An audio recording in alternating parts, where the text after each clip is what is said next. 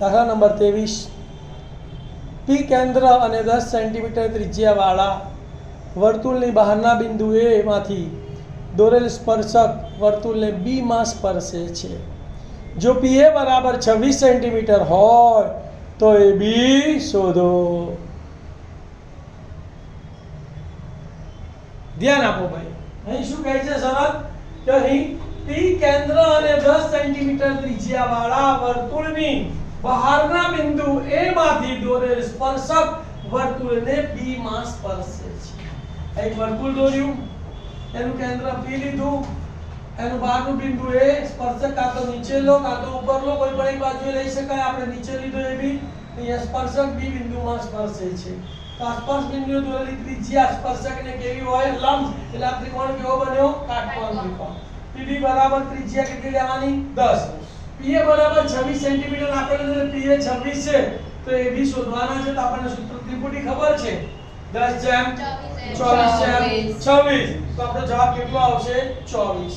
પાયથાગોરસના પ્રમેયનો ઉપયોગ કરવાનો છે. તો શું લખશું બોલો? અહીં ત્રિકોણ PBA માં ખૂણો PBA બરાબર 90 છે, PB બરાબર 10 સેન્ટીમીટર અને PA બરાબર 26 સેન્ટીમીટર છે. માટે પાયથાગોરસના પ્રમેય મુજબ તો આપણે આ AB શોધવાની છે. તો પહેલા આ ખૂણો સમાવતી બાજુઓના વર્ગોનો સરવાળો બરાબર કર્ણના વર્ગ થાય. તો માટે સૂત્ર શું લખીશું બોલો?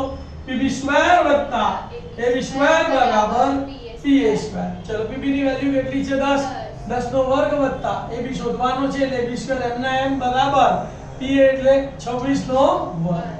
10 નો વર્ગ 100 વત્તા AB સ્ક્વેર બરાબર 26 નો વર્ગ ના આવડે તો પહેલા એકમ નો વર્ગ કરવાનો. 6 નો વર્ગ 36, 36 નો છગડો વધી પડી 3 વચ્ચે ત્રણેયનો ગુણાકાર 2 6 12, 12 દુ 24, 24 3 27 નો સાતડો વધી પડી 2, 2 નો વર્ગ 4, 4 ને 2 6.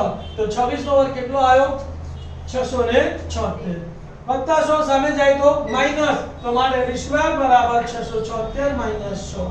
676 માંથી 100 ગયા તો 576, વર્ગ દૂર કરી તો સામે નાનો વર્ગમૂળ. તો માટે ab બરાબર વર્ગમૂળમાં 576.